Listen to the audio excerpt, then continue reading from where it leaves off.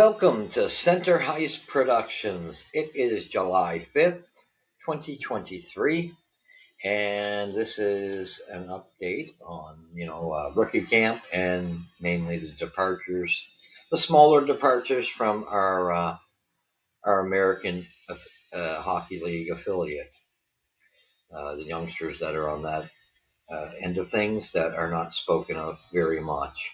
Okay, anyway, this is Center Heights Production. Please hit the likes and subscribes. We'd like to hit, if you could, let's try to get 100, 150 likes. That would be appreciated very much. So, here we go. We're going to start off with the departures. We already know that Jonathan Drouin has gone to the Avalanche. These are the ones that we already did some taping on, and we knew about Edmonton being traded to Washington. So those are the two well-knowns, and let's hope there's a few more from the big squad.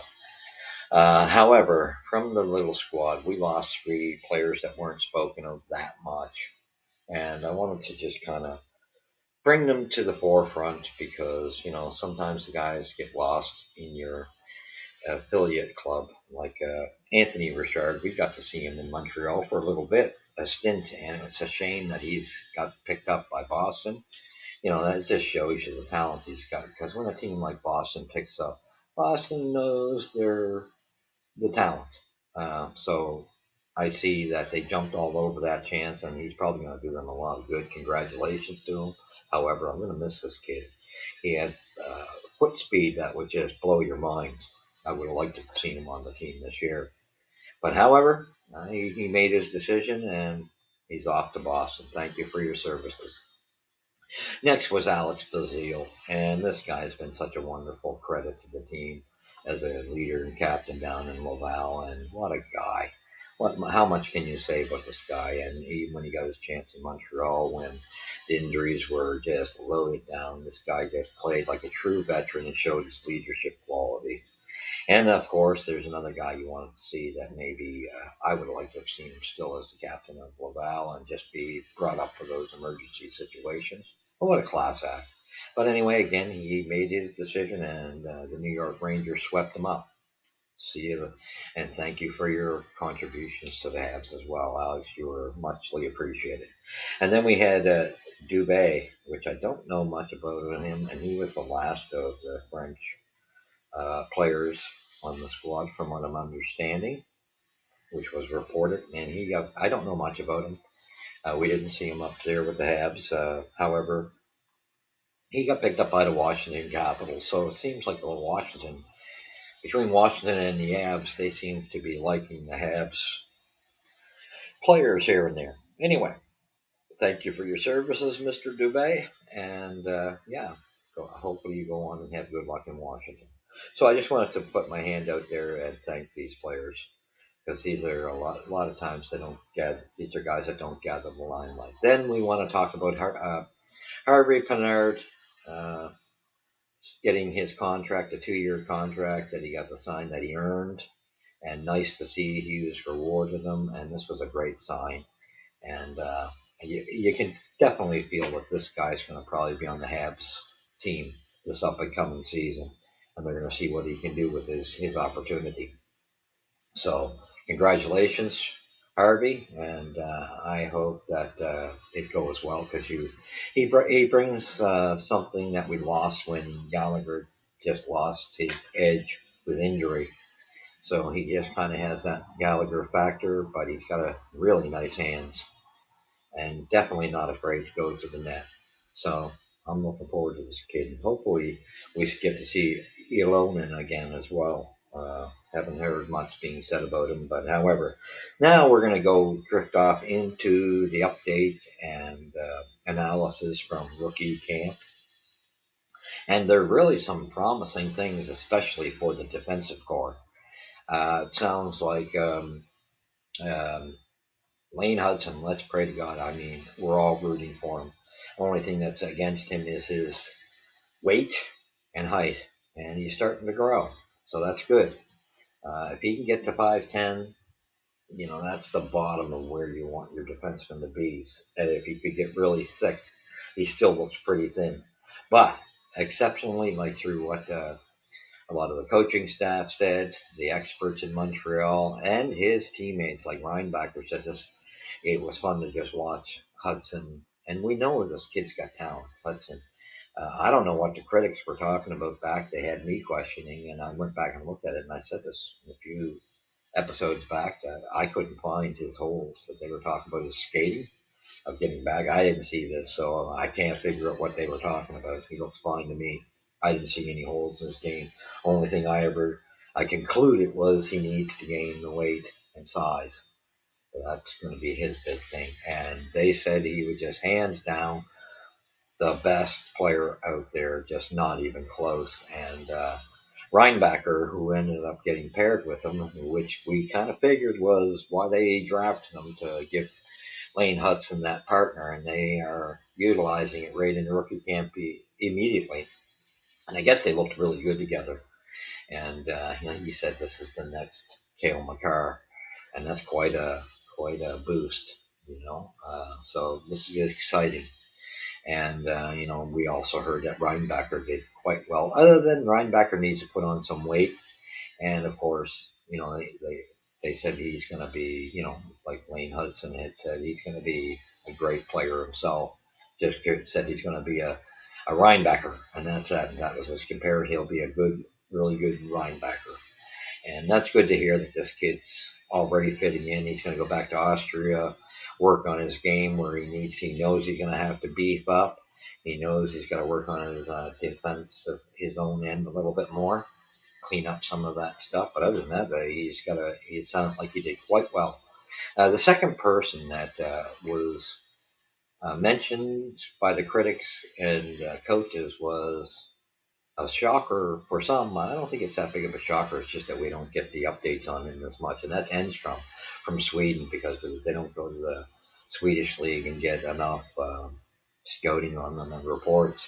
It sounds like he was the next defenseman that was just exceptional in this, and don't be surprised if he becomes a regular in Montreal, and that's a good positive because nobody was even thinking about him, and supposedly he looked like a veteran out there. So that's a great positive. So we're going to have problems deciding on certain players. And then the next one was they all spoke a bit. Hudson and Reinbacher were praising how good Mayu was. And, Mayu, they said he was a beast out there. And that's great. So he was the next defenseman that was, he would have been third in guys that did exceptionally well. And this is good to hear. However, our only problem there is, and I don't get it yet. I'm still waiting for the news to come out that he's been released from the suspension of Gary Bettman's in the NHL because it's looking that way. I mean, they got him written down in Laval, and that's why everybody's mentioning him a lot. And so there's got to be something to it. But I think a year in Laval would do him great because I think most of these guys should have that under their belt just so they get used to the pros, and then they can bring him up. Although he'll probably get an introduction somewhere within the season, and who knows, he could stay once he gets that introduction. From what they said, he was quite exceptional, and I think he's kind of already ready. So I still say Laval would be good just to get him used to it. So that's great positives, and then Stouffville looked good.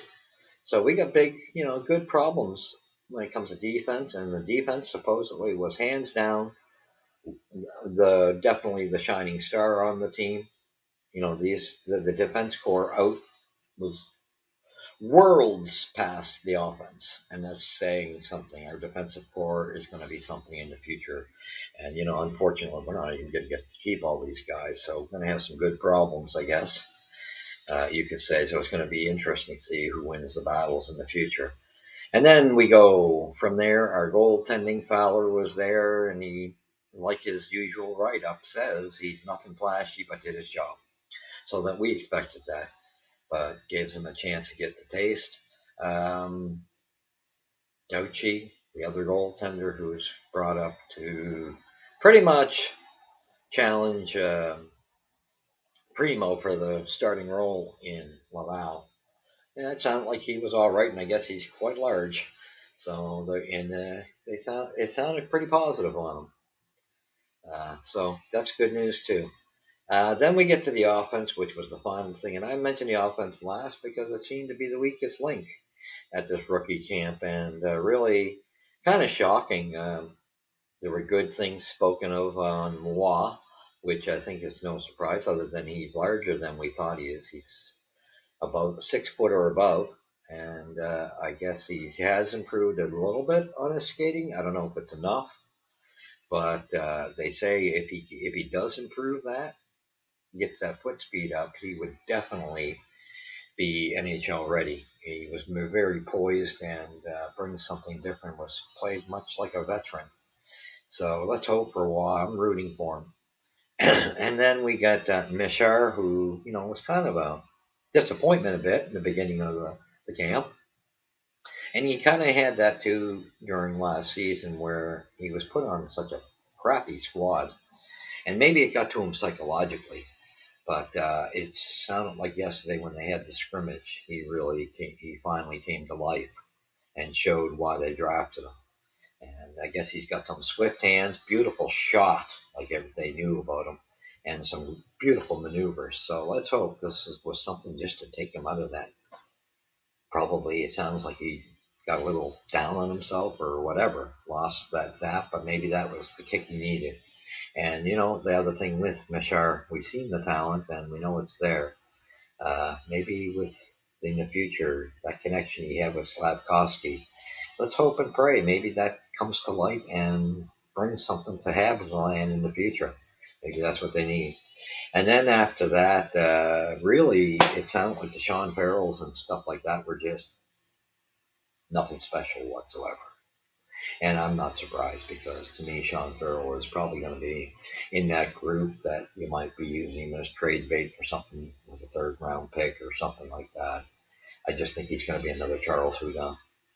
So we go from there. Although you never know, he could be in the starting lineup and then trade it up. Who knows? But nothing spectacular. So it sounded almost like their forwards uh, wasn't much to say about them other than that. And of course, Beck looked good. Looked pretty solid as usual, and looked like a veteran, and looked like he picked up some stuff when he had his shot in Montreal. And I think we were all kind of looking. We know he doesn't have the soft hands, but I don't think that's what we drafted him for. I think we drafted him because we've seen the two-way play of this kid, and to me, I see him as a third line center of the future and a good one, a shutdown guy. And I think that's kind of what we're looking for out of him. And I think he'll earn that. Give him some time. See, he still looks like he needs to beef up too. But with that being said, other than that, there was really not much to speak. Trudeau did quite well as well. Looked like a very well on the defense. So it sounded like the defense was just exceptional. And other than that, Semino was all right as well. And that's all I heard out of that report. Other than that, we're gonna have to wait till preseason starts, and when they have we see when they're brought to that camp, what happens, who fights for a position and gets them, because there's going to be a couple openings in that Habs roster. We've got some movement, so it's going to be interesting to see. So with that being said, I want to thank you for joining me, and I'm going away for a week. Um, so I tried to get this out before I went away. And hopefully there'll be, if anything else breaks down, I kind of waited to do it all in one shot, unless something else big happens, which cross our fingers. I'm hoping for Hoffman to be gone as well, and one or two more contracts to disappear would be nice. Anyhow, it sounds like the Habs are doing wonderful work, and go Habs go. I'm 100% behind them. I'm liking what I'm hearing. And let's just hope. And we know in the future drafting, it sounds like it'll be our offense that they'll be having totally focus on. So, with that being said, I want to thank you for joining us here at Center Ice Productions. Please tell your friends, family, hit the likes, and subscribe below. Would be muchly appreciated. We're looking to try to get 100 likes out of this, 150. That would be nice to get this rolling. And again, there'll be a little where it's off season. It'll be a little quieter, so you might not see another video till I get back from vacation. Um, Hopefully, if something happens before I go, so I can do one more. If not, I'll have to wait if something happens while I'm gone. But thank you, and we shall see you in the next episode. And go ahead, go. And where's the puck drop first? Here at Center Ice. God bless you all. Take care.